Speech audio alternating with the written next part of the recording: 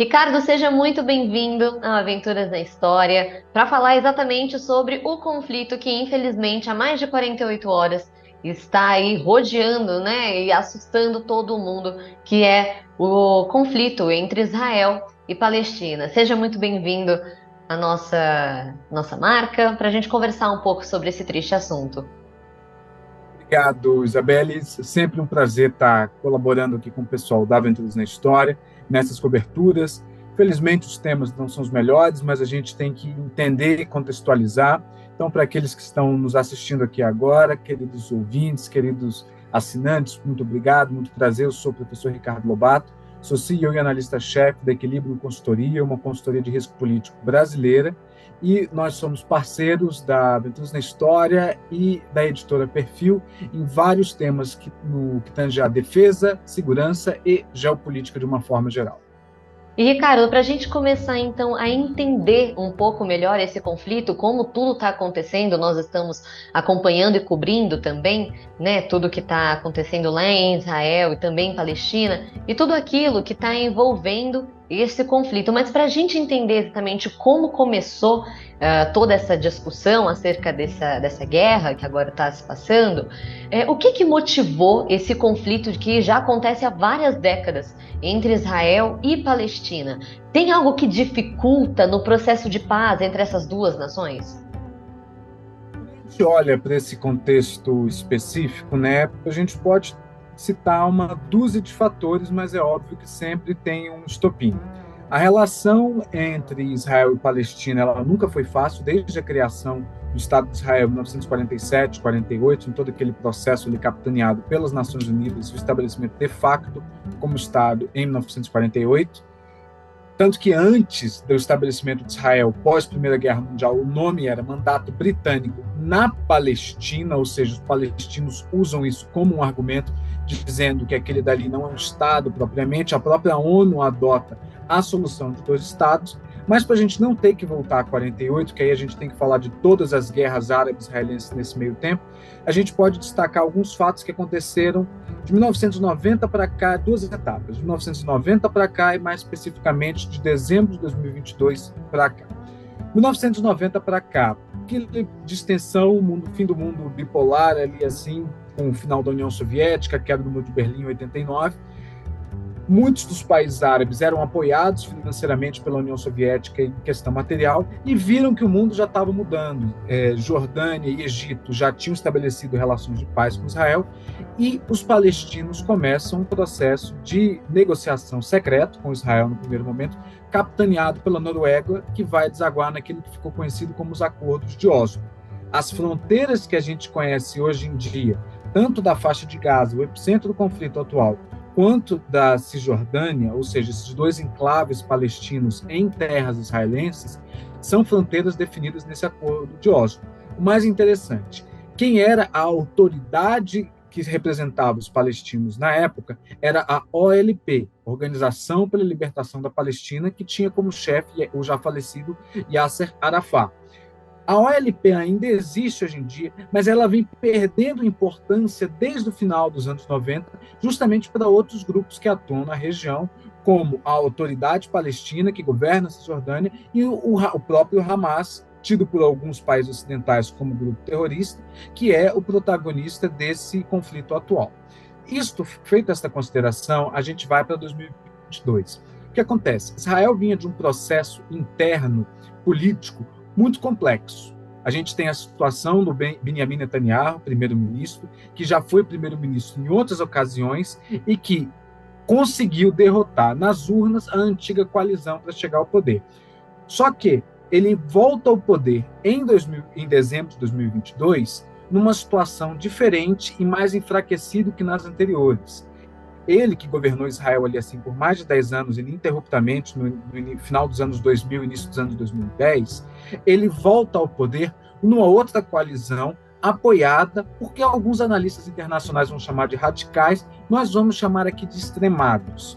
O que eu quero dizer é o seguinte, que esses partidos que o apoiam hoje em dia não são os partidos tradicionais no Knesset, que é o parlamento israelense. São partidos que eles têm uma visão de Israel, muitas das vezes uma visão de mundo, um pouco mais extrema. inclusive defendendo o fim total de qualquer Estado ou tentativa de Estado palestino, a colonização de terras palestinas por colonos israelenses, e a partir daí a gente começa um processo de distensão com a Palestina, onde as políticas de Israel para com os palestinos, que aí a gente volta para a década de 90, que com os acordos de Oslo passaram durante muito tempo a ser mais amigáveis, inclusive. A gente tem as tentativas do próprio Ariel Sharon, enquanto primeiro-ministro, que foi militar israelense, era muito duro enquanto militar, mas ele coloca que, como primeiro-ministro, ele entende a importância da política e do diálogo.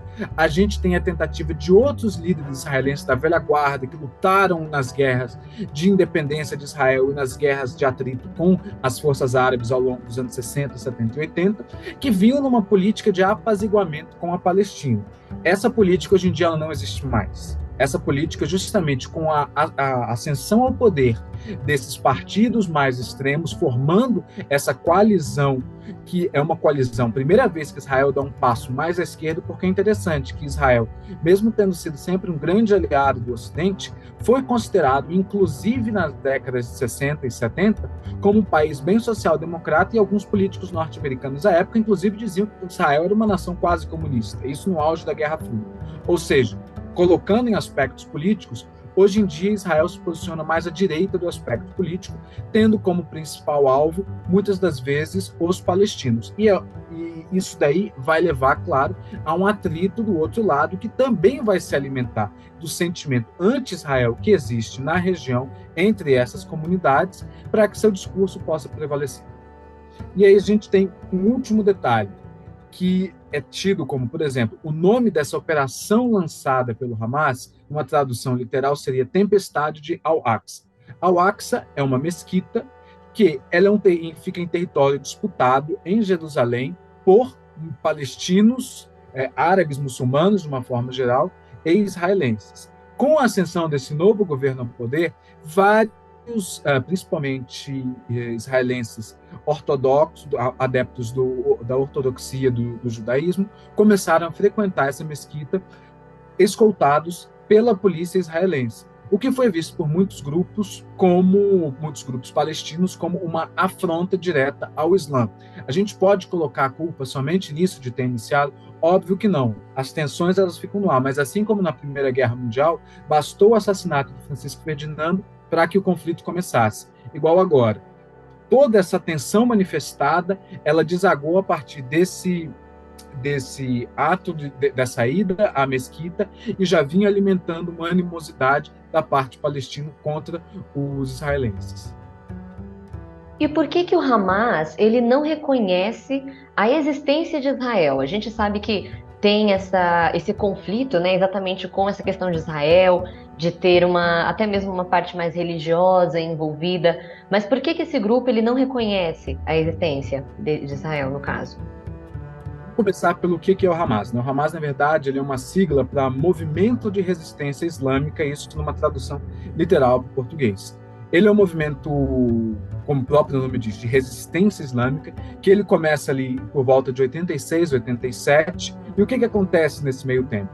Você tem uma distensão do que você tinha como sendo a Irmandade Muçulmana, fundada no Egito na década de 1930, mas que é muito importante no processo de independência do Egito nos anos 50, e um grande apoiador dos palestinos. Muitos dos membros fundadores da Irmandade Muçulmana eram palestinos, lembrando que eles, antes da criação de Israel, eles estavam distribuídos por toda aquela região ali, assim, que vai do Egito até a Síria, passando pelo Líbano, inclusive pela terra do que hoje é Israel. E a Irmandade Muçulmana reconhecia como a única autoridade palestina legítima a OLP do Yasser Arafat, que eu já mencionei na fala anterior. Em 1987, já é um momento diferente do que a gente chama, no cômputo geral, na história militar, de guerras árabes-israelenses. Já não é mais um atrito direto entre os Estados árabes, como foi a própria Guerra de Fundação de Israel, também chamada como Guerra de Independência de 48, a Guerra de Suez de 56, a Guerra dos 6 Dias de 67 ou a Guerra do Yom Kippur de 73. É uma outra fase. Ela é considerada como sendo um levante popular, ou seja, é uma guerra assimétrica. São tropas regulares de um Estado versus militantes e civis, alguns casos armados, outros casos apenas portando paus e pedras, de um outro. Esse movimento ficou conhecido como Primeira Intifada. E o Hamas, ele nasce disso daí, porque ele fala que a OLP, porque já estava buscando uma solução negociada com Israel, aquela que vai desaguar nos acordos de Oslo em 93, age de uma maneira eles usam o termo mole, que seria uma tradução literal do árabe, assim, mas seria de uma forma não tão enérgica contra Israel. E o Hamas, ele é o protagonista. A primeira intifada, ela dura ali mais ou menos até 94, 95, e você tem em 2000 o início da segunda intifada. Dessa vez, o Hamas já como sendo uma das principais unidades organizadas do movimento pela libertação da Palestina. E aqui vem a resposta para a pergunta. Na carta de fundação do Hamas, ele defende as fronteiras originais que é a pré-Nações Unidas, ou seja, não uma solução apenas de 2 estados, mas que essa carta foi inclusive revista em 2017, ela foi renovada, muita gente achou que, porque o Hamas teoricamente tentou um período de negociação com Israel não muito forte ali assim entre 2015 e 2017. Em 2017, quando sai essa nova carta, todas as negociações caem por terra. E o que prega a original reforçada pela segunda? Que eles são um grupo anti-sionista, ou seja, na carta de fundação se opõe ao sionismo, aquele movimento de Theodor Herzl, lá do final do século XIX, que vai desaguar no Estado de Israel em 48, passando pela Declaração Balfour na Primeira Guerra, que é do restabelecimento de um Estado judeu independente. Pois o Hamas, ele nega isso. Ele fala que as terras árabes palestinas devem estar livres de qualquer presença sionista. Aí, a partir daí, a gente pode levar para muitas interpretações, como geralmente são feitas, mas o fato é que o movimento, ele é anti-sionista na sua fundação. Então, aí fica difícil qualquer negociação dos dois lados. E o que facilitou a entrada desse grupo em Israel no sábado, no dia 7, né, se eu não me engano, que foi quando começou o conflito em si? Teve alguma... A gente sabe, né, que os territórios, eles são pertos, assim, eles são próximos uns dos outros. Então, tanto que, se eu não me engano, a área de conflito é menor mesmo do que o estado de São Paulo. Então, o que facilitou a entrada do Hamas em Israel? Olha, assim, só falando do território, é muito pequeno mesmo, a faixa de Gaza é uma faixa de pouco mais de 11 quilômetros, ou seja, daria uma coisa ali, assim, as comparações feitas no público brasileiro são de mais ou menos 4 avenidas paulistas de largura e uma faixa estreita de no máximo 6 quilômetros, contando inclusive alguma área de fronteira mais patrulhada ali, assim, ou seja, ele é um território muito pequeno. A gente tem que começar olhando que, antes de mais nada, foi uma grande falha da inteligência israelense. Israel tem 3 dos melhores serviços de inteligência do mundo: o Mossad, serviço de inteligência externo, Shin Bet, o interno, e o Amman, o serviço de inteligência militar. Nenhum deles conseguiu prever que isso ia acontecer. Ou seja, por um lado, foi uma grande operação de dissimulação do lado do Hamas, porque para você movimentar o tamanho da força que você movimentou, de combatentes que você movimentou, sem uma das melhores inteligências que está ali do lado, monitorando aquela parte 24 horas por dia, 7 dias por semana, 365 dias por ano, é algo muito difícil.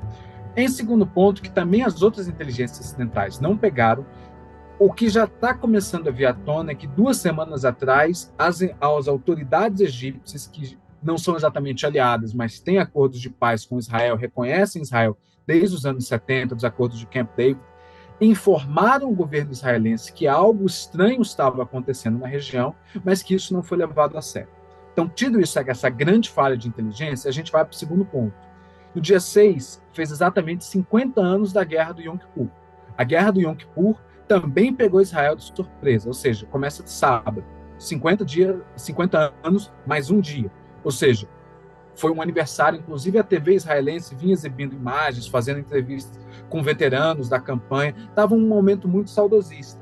E foi o final do feriado do Sukkot, que é um feriado hebraico, muito importante, ou seja, um momento de maior relaxamento ali assim na região. Você começa com isso. O segundo ponto é que, quando você olha como um analista de inteligência e um analista militar, é preciso prestar atenção em algumas coisas. Porque mesmo que você não tivesse nenhuma ameaça, não tivesse avistado aquilo ali, quando você olha, você teve, por exemplo, algumas paradas militares do Hamas em Gaza 3 dias antes do início das hostilidades, você olhava o armamento que eles estavam utilizando, que não era um armamento convencional. É preciso lembrar que Gaza ele está sob sítio de Israel. Agora a situação se agravou ainda mais, mas Gaza é uma faixa, um território de fronteira extremamente controlado por Israel, ou seja, tudo que entra e sai, seja por terra, ar ou mar, Israel tem teoricamente um controle, ou pelo menos achava que tinha.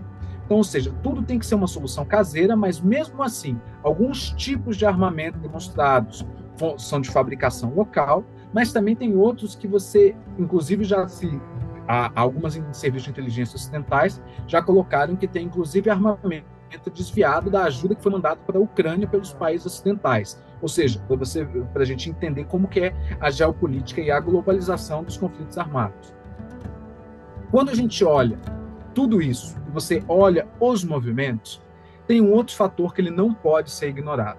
O tipo de combate que foi travado. O que isso foi diferente, que pegou de surpresa, que levou o premier israelense, Benjamin Netanyahu, a num primeiro momento já falar em guerra, depois sendo inclusive confirmado pelas demais autoridades israelenses como uma zona de guerra mesmo.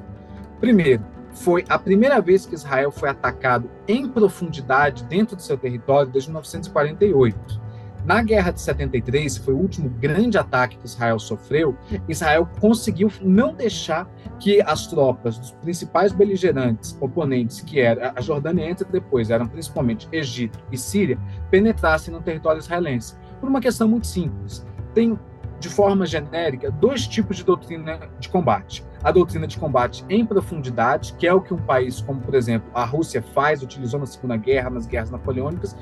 São países grandes, podem se dar ao luxo de fazer isso. Você deixa o inimigo penetrar no seu território, destruindo tudo no caminho, para depois cercar, já que as linhas de suprimento dele vão estar muito alongadas, e atacar pela retaguarda dele. Depois fazer um grande ataque frontal. Israel é um país pequeno, não pode fazer isso. Então a doutrina de Israel sempre foi a outra. O ataque avançado, inclusive ataques preventivos, como foi no caso da Guerra dos 6 Dias em 67, quando, à época, a inteligência detectou movimentos incomuns de tropa nas fronteiras de Israel. Ela atacou primeiro. Aí o que acontece agora? A gente voltou para um tipo de combate que é um combate tradicional. Hamas é tido por Israel e por diversos outros países como uma organização terrorista, e ele faz uso, em alguns casos, de técnicas que são, à luz da Convenção de Genebra, como, por exemplo, o sequestro de indivíduos, tidos como práticas terroristas, práticas extremamente condenáveis. Só que ele não se usou apenas disso, ele se usou de combates regulares. O que pegou de surpresa foi que ele empregou os seus combatentes como uma infantaria convencional, algo que não era esperado para aquela força. Não se sabe o tamanho do Hamas exatamente, principalmente das suas brigadas combatentes.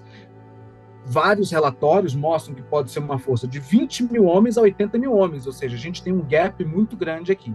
Segundo que o fato dele ter lançado ataques por terra, ar e mar, extremamente bem coordenados, já mostra alguma coisa. A gente comentou no âmbito do equilíbrio com alguns dos nossos clientes, nos nossos relatórios, que o tipo de combate que estavam sendo travados ali assim, mostram que são uma força extremamente bem preparada e muito possivelmente que alguns daqueles militantes ali assim, sendo empregados como uma infantaria regular, já têm experiência de combate. Lembrando o seguinte, que a despeito das correntes do islamismo na região, nós viemos de um tempo de pelo menos 23 anos de conflitos sérios no Oriente Médio. A gente tem Afeganistão 2001, Iraque 2003, a Segunda Guerra do Líbano em 2006, além da Primavera Árabe 2011, que vai se espalhar por diversos outros casos. Ou seja, tem Iêmen, tem a Síria, que esteve em conflito, já é considerado como tendo terminado, mas a gente teve a Guerra Civil Síria de 2011 a 2021, e a gente teve nesse meio tempo aquela expansão do Estado Islâmico desde 2013, 14 até mais ou menos 2017, 18, quando foi considerado não exato o fim do Estado Islâmico, mas que ele já não era uma ameaça como quando ele surge. Ou seja, você reúne isso tudo, você tem uma mão de obra militar imensa naquela região. Assim como no Ocidente se proliferaram as empresas militares privadas, conhecidas como empresas mercenárias, segurança privada, a gente pode dar o nome que for, nessa região também você tem muita gente que estava lutando dos lados dos militantes contra Estados Unidos, forças da coalizão da OTAN e tantos outros, que acabando essas guerras, são uma mão de obra especialmente treinada. Esse é outro grande risco dos conflitos armados de média grande intensidade, quando eles acabam. Você tem pessoal militar habilitado. Não é a primeira vez na história que isso acontece. Bem rapidamente, dando um exemplo, quando acaba a Segunda Guerra Mundial, você tem vários militares que ficaram desempregados da noite para o dia, muitos foram uma grande questão para os países ocidentais foi reabilitá-los à sociedade civil, mas muitos não conseguiram se reabilitar. Então, por exemplo,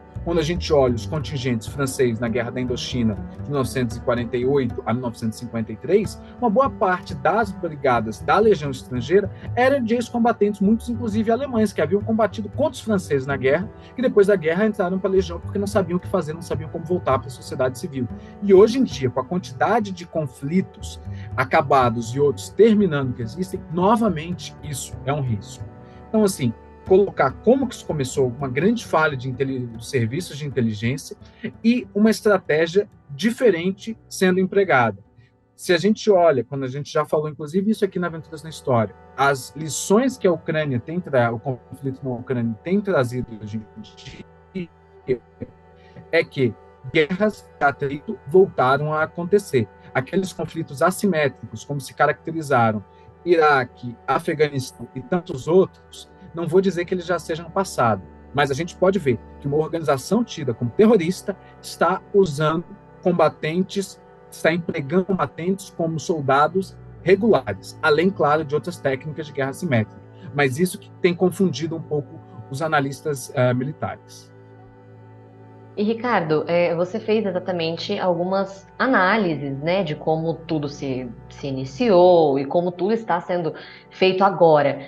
E com essas ideias em mente, você teria um palpite de como esse conflito vai se continuar, como mais ou menos as coisas ali vão andar nesse conflito entre esses dois países nos próximos dias? Talvez não num futuro tão distante, mas nos próximos dias, talvez até mesmo dessa semana? É sempre difícil prever como que um conflito armado vai continuar, né? Tem aquele aforismo nas guerras, o próprio Clausewitz, ele fala isso. Você sabe como uma guerra começa, mas nunca como ela termina. Na verdade, a gente sabe que as guerras tendem a terminar na mesa de negociação, mas o que acontece dentro do estopim e o final é muito complicado. Fatores que têm que ser analisados aqui para ver se ela vai escalar. Israel tem intensificado os bombardeios aéreos da faixa de Gaza. A retórica dos líderes israelenses, tanto civis quanto militares, tem sido muito de acabar com Gaza, acabar com o Hamas. Só que, do outro lado, eles também têm ponderado que, primeiro, foram levados muitos reféns nas primeiras horas do conflito ainda para dentro do território de Gaza. Não apenas militares, mas mulheres, crianças, idosos, jovens, de várias idades, e espalhados por Gaza em pontos estratégicos. A propaganda do Hamas já tem feito. Quando tem um ataque em Israel num prédio que era tido como uma localidade, eles voltaram a acontecer, novamente, Ucrânia é uma amostra, mas se a gente pega, por exemplo, Iraque, 2003, as forças da coalizão foram rápidas em tomar o país, mas onde que morreu mais gente? Foi exatamente nas batalhas urbanas. A Batalha de Fallujah ela virou um estudo de caso para as Forças Armadas norte-americanas, que em uma semana morreram mais de 3 mil Marines, mais do que no resto da operação todinha, ou seja, foi em baixas no total, de mortos, feridos e desaparecidos. Foi muita gente. Então, você entrar numa área pequena, mas densamente populada, a gente pode olhar o caso do Rio de Janeiro, do Brasil, às vezes quando entra em comunidade de 30 mil habitantes, o quão problemático não é com uma força muito menor, sendo uma comunidade densamente populada, mas com menos pessoas. Então, isso é um problema. Ao mesmo tempo que aí entram os outros atores. Se eu concentro todas as minhas forças nessa parte que a gente está falando do sul de Israel, eu tenho que pensar que no norte eu tenho uma ameaça do Hezbollah no Líbano, de outros grupos palestinos agindo no Líbano, eu tenho uma fronteira porosa com a Síria, que apesar de estabilizada, ainda tem algumas áreas que são controladas por grupos rivais, muitos deles hostis a Israel, e ainda tem sem contar que outras potências podem entrar. Muita gente tem especulado, por exemplo, de uma entrada direta dos Estados Unidos no conflito, uma vez que algumas das vítimas tinham dupla nacionalidade, eram israelenses e norte-americanos, como tem acontecido com de diversas nações. O próprio governo norte-americano, ao reiterar seu apoio inconteste a Israel, já disse que vai transferir mais armas e mandou para a região o porta-aviões Gerald Ford, que é o mais moderno que o arsenal naval dos Estados Unidos possui. Mas uma entrada direta dos Estados Unidos ali assim podia chamar outros beligerantes para a causa. E a gente tem outros atores que têm agido como mediadores entre os dois lados, como, por exemplo, o Egito de um lado, Turquia do outro, e até o Catar, que apesar de estar um pouco mais distante, ainda faz parte da grande geografia da região, que não querem uma presença militar americana direta, porque sabem que aquilo pode inflamar internamente. O que tem acontecido também, que é preciso olhar, é o que está acontecendo nos outros países. A gente vive um momento agora de uma insegurança que qualquer atitude de Israel, por exemplo, os tomadores de decisão em Israel sabem disso, que entrar indiscriminadamente na faixa de Gaza, que pode ocorrer a morte não somente em grande escala de seus militares, mas como de diversos palestinos, muitos deles civis, pode virar a opinião internacional contra Israel. O que é muito perigoso no momento onde, principalmente, Estados Unidos e Europa, América Latina em alguns pontos também, mas você tem tido o crescimento de uma extrema-direita xenófoba e antissemita. Ou seja, para o discurso antissemita europeu, norte-americano e de outros países, você ter uma ação de forças armadas de Israel contra civis palestinos só inflama isso. Tanto que muitos países europeus já começaram, e também nos Estados Unidos, já começaram a proteger suas sinagogas, centros de cultura judaica, com medo de atitudes, mesmo que isoladas, extremistas em seu solo. Isso aconteceu na França, no Reino Unido, nos Estados Unidos. A gente tem, por exemplo, na França, até o momento não aconteceu nada, mas a França é o terceiro país com maior população judaica depois de Israel e Estados Unidos. Ou seja, é uma questão de que está se tornando algo de segurança nacional. Então, ou seja, a dosagem de como essa força vai proceder vai ditar qual vai ser a resposta ao redor do mundo. Ricardo, então, mais uma vez, nós aqui agradecemos a sua participação. Muito obrigada por estar aqui conosco e nos ajudar a entender um pouquinho esse conflito que, infelizmente, está afetando tantas pessoas, né? Tanto em Israel, tanto na Palestina, quanto nos países que estão acompanhando e vivenciando as realidades desse duro conflito. Muito obrigada novamente. Eu que agradeço, Isabelle, pelo convite. Espero ter podido contribuir com isso. Agradeço aos nossos espectadores também por terem ficado com a gente até agora e sempre à disposição. Muito obrigado. E se você quiser continuar acompanhando o que está acontecendo nesse conflito e em outras partes do mundo, fique ligado no site do Aventuras na História. Nós esperamos por você lá. Até mais!